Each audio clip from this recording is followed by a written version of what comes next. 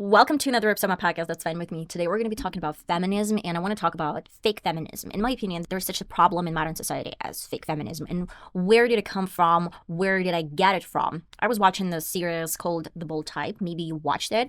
Not bad. I mean, some of these issues, they do exist, and they brought up the information that I kind of partially agree with some statements and partially agree with certain things that were discussed in the series. But sometimes I caught myself thinking that maybe it was too much. It was empowering, but at the same time, they try to take power from men in some ways and maybe just twist some narrative and twist something. I don't really know. I don't really want to bring you specific things about the series. It's just caught my attention, and I wanted to dive into feminism itself, where it came from, the roots of feminism. What is it to be a woman? Let's call it like that. What it's like to be a woman. Okay, I'm going to be talking about feminism as from ancient Greece, actually. The Plato, who was a philosopher, he was advocating for women's rights, and he was advocating for natural capacities that women should possess. And I totally agree. If I'm mistaken, he even advocated for women to have access to gold. And of course, a lot of men did not appreciate this thought that women can have possessions to natural capacities, but at the same time, they agreed on certain terms. Later, I guess so much more later, we're talking about plague, and I talked about plague in my podcast. Men did not like women to have power, any type of power. And that was the main reason why a lot of men, they had access to business and they were ruling their sort of business. But when a lot of men started dying from plague and from different type of like this bacteria, of course, there were no one to rule the business and there were no one to support family. That's why they needed to hire someone. They needed to continue their affairs and they needed to continue their business. And when a woman was left alone without a husband and a lot of her sons might have died, she was left alone and she needed to rule this business. She needed to take responsibilities. And in this way, this was the first taste of rights. That was the first taste of women to understand what it's like to be independent and what it's like to have a voice. Of course, kings and the ruling part of the country didn't really like it. And that was the main reason why they try to banish this in the future. But still, the roots were there. Just like it's just rooted into the society and in the mindset that women have power as well. And they can rule business pretty much well. So let's go back to United States. We have at least 3 different waves of feminism that were marked in history back in the day. And the first wave of, I'd say, feminism started way before the real first wave. It sounds crazy, but I do really think that the first lady, Abigail Adams, she was the first lady to President John Adams. She was advocating for women's rights to vote. And she wrote a letter to her husband explaining that maybe should be something done towards this problem. Later in 1848, let me read this name, I don't really want to mess them up. Elizabeth Cady Stanton and Lucretia Mott, they started this Tea Party where they were discussing the inequality of women among men, and then they wanted to have a right for properties and they wanted to have a right to vote. That was the main reason why they started some sort of manifestation, and they started the idea for women to have their equal rights to vote. And that was the main reason why they proclaimed in their Declaration of Sentiments. Let me read the quote. "We hold this truth to be self-evident, that all men and women are created equal." Basically, they asked for voting. And a lot of attendants, they hated this speech. They hated the idea that women can have the same equal rights. And a lot of newspapers, they started the propaganda and they started the irrational, I guess, fight toward women where they didn't want to give them any right to vote. And that actually was pretty harsh on women. I mean, I'm talking about 1848, and women did not get their right to vote up until 1920s. So you can see that there was a huge gap before they actually got their right to vote. Of course, there was the 19th Amendment that passed, but it took them a lot of time to pass this amendment to the government. Okay, but before all of these amendments and before all of these protests, of course, I wanted to see what was the main, I guess, like idea in the world. I'm not talking only about United States. I'm from Russia, and I wanted to see what was the path of women back in the day in the Russian Empire. And you know what? In 1893, let's just talk about different countries. In 1893, New Zealand, they granted women the right to vote. And in 1905, Australia joined this journey with New Zealand, Finland in 1907, UK in 1918, and of course, now we're going to talk about United States, where due to the First World War, women had obtained the right to vote. And it took them a lot of years, and especially it was Great Depression and First World War, where a lot of men died and a lot of jobs, they had a lot of openings because no one could work instead of man. And that was the main reason why women had to take their place, and women had to take their jobs in order to continue the production, continue development of the country. I would say, in my opinion, this is a little bit hypocritical, because whenever you needed women and men were dying, you were okay with them to work as men. But before that, it was no, women has no rights to do this way or another way.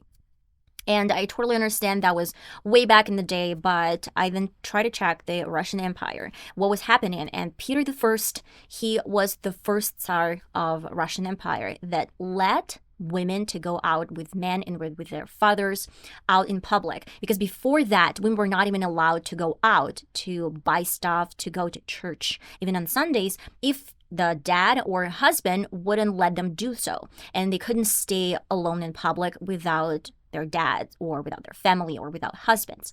Then later, Catherine II, she allowed women to get education. And not only women of higher society, but women for a little bit lower society, they actually had an access to get education, to be educated. It wasn't up until the point of 1860s when women in Russian Empire could earn pretty much equal amount of money for the jobs they were doing, and they finally had a chance not only to listen to some lectures in universities and go abroad to attend universities, but they finally got a chance to be a participant in these lectures, to form their own opinion and to suggest certain ideas.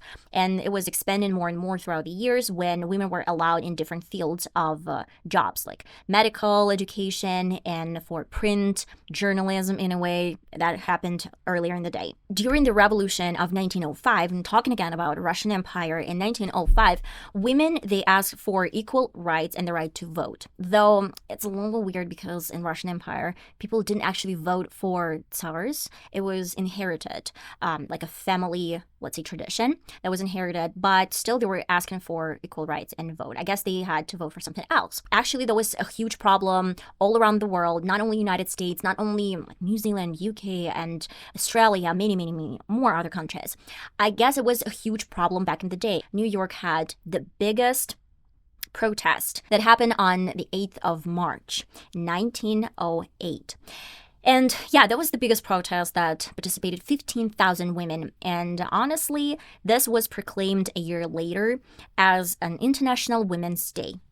Yeah, it is so interesting, but in 1913, again in Russian Empire and specifically in St. Petersburg, the public reading took place. For some period of time, the problem with women's right was not so important because the First World War started, and of course no one really cared about rights. Everyone tried to survive, and that was the main reason why it stopped for some period of time. And in 1917, in January of 1917, there was another protest that started in Russian Empire, where women, and not only women but men, actually participated in the protest that women should earn equal amount of money and they should have a right to vote. And actually, Nikolai II, who was killed in a couple of months because of revolution, he signed a resolution for women to vote. And in 1921, finally, the 8th of March, was set as an International Women's Day. And I'm going to be honest, guys, we're still celebrating the 8th of March in Russia, and this is a huge national celebration. I would say in the United States, a lot of celebrations and a lot of holidays, they fall into weekends, so you don't really celebrate the certain date. In Russia, it's a little bit different. We do have a certain date, as like the 4th of July, for example, and then we're celebrating this date in particular, and it doesn't really matter what day it is. Is it a Monday or maybe Thursday? It doesn't really care. It's a national holiday, and we do actually celebrate it. My dad, when I was a kid, he always brought flowers to my mom, my grandma, and me, and some candies. And this day we were ordering some sushi, or we went to a restaurant. We celebrated in the way that it wasn't just like a lot of presents. Sometimes people, they do actually buy presents to their women. It's just like an agreement. But sometimes it's just the way of celebrating the feminism in a way that it was rooted in 1848, I guess, for women in the United States and all over the world, that women just wanted to be equal and they just wanted to have a right to vote. And by the way, if I'm not mistaken, the Catherine II, so it was way before the rights and all of it, she declared that women can inherit property. If their husband died or their parents died, they have a right to inherit property, which was not allowed in any other countries. And yeah, so that is really interesting because this is about my country as well. And I just wanted to see how the feminism was rising in different parts of the world. Okay, so let's go back to United States. In 1920s, when women got obtained, I guess, the right to vote and have equal rights, still they didn't really have equal rights. And that was the main reason why they were paid less than men. And in 1963, that had become a huge problem. And that started the second wave of feminism, where women, they still were associated with raising kids. They were still associated with housewives in some ways. And that was the main reason why some women, in particular Gloria Steinem, they started their own magazine. If I'm mistaken, it was like Miss Magazine or something in 1971. She was accompanied by Betty Friedman and Bella Abzug. They founded the National Women's Political Caucus. And later, they actually fought for the right to have abortions. And in 1973, they celebrated the Supreme Court's decision for women's right to have abortions. This was the second wave of feminism. But the first and second waves of feminism, they had an issue and problem because they were represented most of the time white women. And a lot of people of color with different religion and different cultural background, they believed and they fought in 90s when started the third wave of feminism, that feminism, it shouldn't be represented as a white woman society. It should be represented for all kinds of women. And that was a huge, I guess, precedent where women of color and with different cultural background, they started fighting for their rights because they were not treated equally compared to white women. And it stirred a little bit different conversation, and it started a new political, I guess, discussion that is still happening right now. And let's talk about the Me Too movement. This is super important. Me Too movement started in basically 2017, when a woman came forward and a journalist from New York Times published an article accusing Harvey Weinstein and SH. That was the first wave of Me Too movement, when women started coming forward and telling their story, telling their experience, what they had to face. Honestly, I think Me Too movement can be related not only for women but for other people who suffered from SH, because I don't really think SH is a huge problem for women. It's probably sometimes related to men. Not always, of course. There's going to be a huge percentage where 90% of women could suffer and only 10% men suffered from the same problem and issue.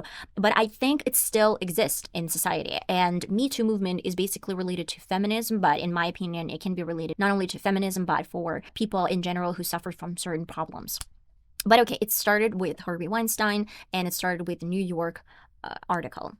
Okay, but now let's talk about fake feminism. What it's like to be a feminist nowadays. What it's like to be a part of this group, a part of this community. Is it a community, actually? Because I actually see a lot of women going up against each other. And I think it is really interesting that the first wave of feminism and the first wave of women, they were fighting for equal rights and equal opportunities. But right now, it is the society is so divided. That is the main reason why women are fighting against each other. And it's really hard to see where's the feminism about this, because we have different types of problems. I watched on YouTube a video that's from Vice, and they were debating, it was called anti-pro-feminism. And there were a lot of women with different background, with different religion beliefs, different color, and transgender women. So they were brought up in the same studio, and they were asked what it's like to be a feminist nowadays. What do you think about this? And it's so interesting because they were all divided. They were all with different opinions. Someone supported abortion. Someone did not support any abortion. Someone supported that there's a huge problem with the transgender situation in sports. And someone supported a problem with women of color not getting the same, I guess, privileges as white women in the United States. I think as a feminism, it's really hard to decide if it's a fake feminism or it's not. Let me explain. I guess this is a great tool. It has become a great tool. And sometimes it can be in wrong hands. And sometimes it can be in right hands. Because when women were talking about problem of women of color, that they're not getting the same equality, I guess, I was thinking, is it a problem of feminism or is it a problem of racism? Because in my opinion, this is an issue that might not be considered to be a part of being a woman or a man. This is an issue that just men in general, people in general, with different color and with different backgrounds, they have different, let's say, tools. And when these women were fighting, that if I'm mistaken, there was a Latina representative of Latina, I guess, society of a representative, and she was talking that her mom, she faced some struggles and she faced some troubles when she was trying to find a job. Honestly, I don't really think it's a problem for women only. I guess men with Latina background, they might actually suffer the same problems and the same issues. And I was thinking, like, is it a real problem of feminism or is it a real problem of racism? Is it a real problem of that no one from Black society, Latina society are not getting the same equal rights?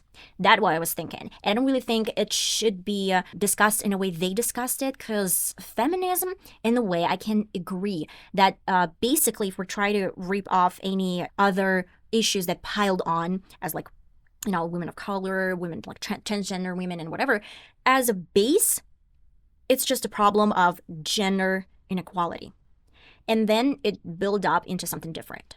And that is the main reason why I don't understand. Honestly, I'm not saying someone is right and who's wrong. I'm not trying to judge someone. I'm saying that I don't understand if this is a real problem of feminism or it's a problem of racism, or if it's a problem of gender inequality. You know, I'm talking about this in particular. So that was entertaining to watch and to see how different women were reacting and responding. But I didn't see the exact point of view that actually helped women years ago, and I guess centuries ago, to have something unique and to build this community together and then fight for their rights. It was more like 11, I don't remember, were there like 11 or maybe more or less women sitting in the room, and they were so divided and they were literally fighting.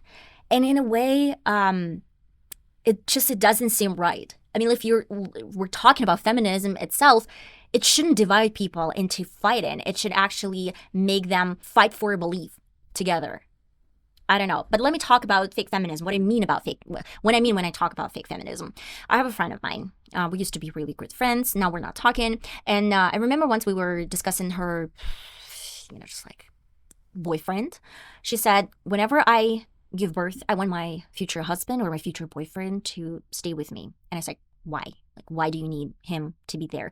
And of course, I was expecting support, there's like this answer. But she said, I want him to see how I suffer. I want him to understand that I made it for him. And I want him to feel guilt that he has done this to me. I was shocked, honestly. I was shocked, and he said, like, but it's weird. This is still your decision. This is a moment where you're celebrating a new life. You're celebrating your kid, and you're doing this, first of all, for yourself. Because if you don't really like this kid, why do you give birth? For a man, then to blame him for giving birth? And I didn't understand what was this for.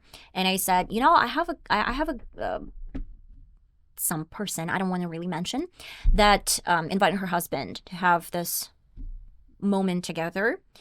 They don't really have sex now. And the kid is 17.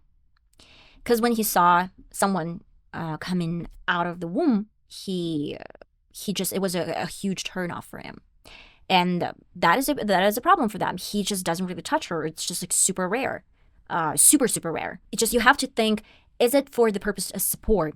And you need your husband. I mean, if your husband is up to this, you should let him do this with you. But if your husband doesn't really want to be there, I don't really think that you should make him participate in this process. I mean, as a woman, you're not going to be able to see the process. I mean, it's painful, it's bad. Maybe it's better to invite your mom with you, but you're not definitely going to see the process. And for men staying there, he's definitely going to see the process, and it might impact your sexual life. And of course, it's a little bit. I'm a little bit far from the feminism, theory and whatever. But what I wanted to say to you guys is that sometimes certain actions of these women, they try to weaponize this, women, as like women's body. That the way that you produce a child, that you give birth to a child, and you just want to use it as a tool for the future, I don't know, fights, to blame this person, like, I gave you this child. I was in labor for this amount of hours, and you're not, supporting me here and there. And this is the worst part of, feminism, that women are not actually willing to get this equal rights anymore. They're looking for another tool to blame a man or to blame some other women in something that they want to get eventually. And I kind of agree with the case of Blake Lively, that she wanted to blame and accuse Justin Baldoni in SH. And she's still trying to use this tool as feminism, like, as women, we are repressed and whatever, but your husband is constantly making jokes about sexualizing women, he's doing like potty jokes, and he's doing a lot of different type of jokes that are gross. And in my opinion, it is so weird when you try to weaponize feminism, and in a way, you're losing the real problem of feminism, to right for equality, but then you're actually letting your husband to use this type of jokes and to earn money on these jokes in Deadpool, and to actually suppress other artists. Man, and you're doing pretty much the same. You're kind of hijacking their films, and then you're weaponizing this tool as feminism. And that is the main reason why I'm talking about fake feminism. I mean, if we're again going back to history and going back to the first wave, it actually made women, fight for something they believed in, and it made women to be together, and they just wanted to be equal. In this case, I guess this new tool is giving women an opportunity to take advantage of men in some ways and to be superior in some ways. Every single case is different. I'm not saying that women are always treated equally. I think women are not treated equally in some ways. Honestly, I told you that I'm from Russia, and when I graduated from university, we have a little bit different, actually, education system. I left school when I finished the 9th grade, and then I went to college. When you go to college from school, you obtain actually some profession, but it's not giving you the right to become someone superior in the future. I mean, we're talking about jobs. For example, you can become a teacher, but you're not going to be a principal in the future because your college education is not getting you access to these, let's call it privilege.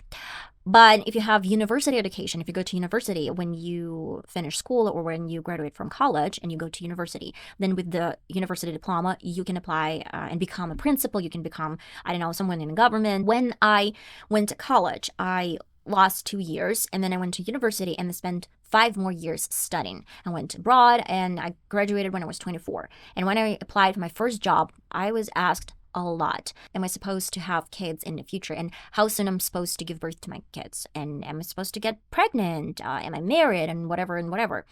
And that was a problem. Honestly, I was called out for my age in a way. And I even heard that being 24-year-old without any professional background meant that I wasn't a desirable candidate. I was too old for the position, which was crazy. I mean, I was 24. Are you freaking kidding me? And that was weird because I can give birth when I'm 30, 35, 40, up to, 45, I guess. And no one really cared about this. They cared if I am young in 2024 or 20-something, then I'm definitely going to give birth. And even if I want to give birth, that is a problem because, our country, and not only our country, but our world is not going to exist if people will stop reproduct, and when people are going to stop to give birth. So it's okay and it's normal, it's natural to give birth if I want to give birth. But whenever you try to find a job, a lot of companies, they're not willing to provide this job opportunity because they know that they're going to give you a maternity leave and they would need to pay you and they would need to keep your position. That is the main reason why sometimes they favor men. But in a way, still, in Russia, I don't really think we have this huge problem, and we don't really discuss it that widely as in the United States. I guess part of it is that we don't really have that much people with different cultural background, and most of us, I'm not saying every single person, but like a majority white population. And that is the main reason why it's really difficult to say that we have these fights about cultural background. But still, a lot of medical fields and a lot of other fields, they do have people from other countries and people with different cultural backgrounds. For example, Tajikistan or Uzbekistan or like Kazakhstan, they're coming to Russia and they're actually getting great jobs. That is the main reason why I think sometimes United States, they just like as a community, this is my personal opinion, whatever I see online, it's more like they love fighting for the rights. And I guess sometimes that is a necessity, and sometimes maybe government doesn't hear people. It's not about feminism, and I guess it's not about different type of problems. It's about the way you feel comfortable or uncomfortable. I think feminism as a way doesn't have to be a problem. Most of the time, it's a problem of racism. Most of the time, it's a problem of just people being pigs to each other. And I guess it's a lack of communication. Sometimes, I do believe that sometimes feminism is weaponized as fake feminism in a way that, for example, a man, he applied for a job and he has a great recommendation and he's doing his job really well. And a woman, she's applying for the position and she has pretty good reviews as well. And both of them got the job. But in the sense of promotion, the results are coming that this guy, he just knows his job better and he can do something better. And it can be related to women as well. I'm not saying, I'm just like, I'm going to give you an example. And when this guy is getting promoted, this woman is saying, oh, it's because he's a man and I'm a woman. And she tries to use these tools as feminist to make sure that I didn't get this job because I'm a woman. But sometimes it's not about being a woman. Sometimes it's about the productivity. And this man really can do the job really well. I think maybe in a way to make sure that there's no such problem as feminism and it's not so much problem about equality, maybe they can perform tests together and to see who's done better in the sense that you can compare both of these, and only the person that has done this job better, then he or she can get a promotion. And that's it. It doesn't have to be a problem of race. It doesn't have to be a problem of men or women, gender, I guess, agenda, transgender, trans women. Doesn't really matter. I think this should be a problem where I guess the equality has to be how you can perform and how you can do your duties, as well as firefighters. There was an agenda in the United States I watched where the stations, firefighters, they had to have at least one transgender woman or a transgender man or someone transgender or someone as just woman. And they were not meeting with the standards of this profession and they couldn't carry from a burden house a person. So my point is not that I don't really care if that's a transgender woman or a transgender man or if it's a woman or a man. If this woman or man can literally grab a person, get on the shoulder, and get him out of the burden house, you get the job. It doesn't really matter. It has to be a standard where you can perform this job, no matter how, no matter what is a gender, no matter what is just like a color of your skin. If you can do this, you get the job. This is my personal opinion. This is the main problem, I guess, of the United States in some ways, that sometimes people are fighting for someone's rights, but they're actually admitting the problem that these people, they can't just perform the job. Maybe you should focus on doing the job, and it doesn't really matter who's doing the job. It just has to be done. Yeah, I know about sports, it's a really difficult conversation, and I'm not going to stay here and talk about this because I'm not here to talk about real issues as like that needed to be discussed, because we're all going to have different opinion, and I know it for sure. I'm saying that sometimes it just has to be in a way that you just have to view on certain points through a position of what is fair and not what is just has to be done because this party is dictating the rules. Okay, I know that my government has a lot of flaws.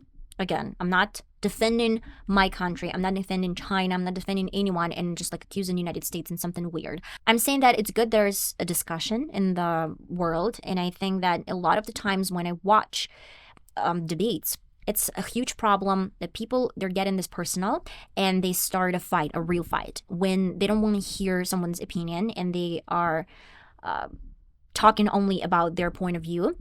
And it just happened with those women in Vice when they were talking about their position.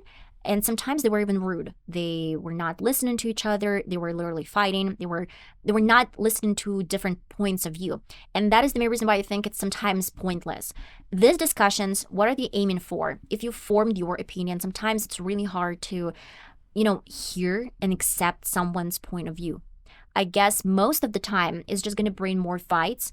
And do you remember the elections? Well, that was crazy. People were literally fighting each other because they're lacking communication. They're lacking the point of view that maybe sometimes you can compromise. And that is the main reason why I think our society is not working the same way as it maybe used to be in some decades, where you need to listen to each other and maybe compromise sometimes, and it's not going to be a problem. It's not going to be a problem of feminism, of racism, of nationalism. It's just going to be the problem of like, okay, let's just find out the real truth. The truth is that if you can do this, you get it. If you can't do this, you just can't do this, and that's it. That's simple. And maybe this way we're not going to have any more fights. What do you think, guys? Let me know in the comments, because I do believe in fake feminism. And I do think that Blake Lively and people with power, and a lot of people are hating Blake Lively actually for using her power, because she's a white woman with power and money. And that is the main reason why no one is listening to her. I mean, if she was a woman of color, maybe people would have listened and have taken her side, but it's not actually good. Sometimes maybe you should actually see the evidence. I remember when everyone jumped into conclusions really fast when she published those messages, and Justin Baldoni was excluded from different events, and he was excluded from and fired from different organizations. And later, when he provided his concrete evidence, a lot of people were shocked that they saw Blake Lively wasn't innocent and that she was using her feminism for what, like in vain. And that is the main reason why I think we just have to compare evidence. It doesn't really matter if she's a feminist or she's not, if he's a feminist or he's not. We just have to see the truth, and that's it. Let me know what you think, guys. Still, again, in the comments. I get carried away one more time. I guess there's going to be a lot of editing of this video because I wanted to get a lot of my thought to you. I'm going to see you in my next podcast. It's fine with me. Love you all. Bye-bye.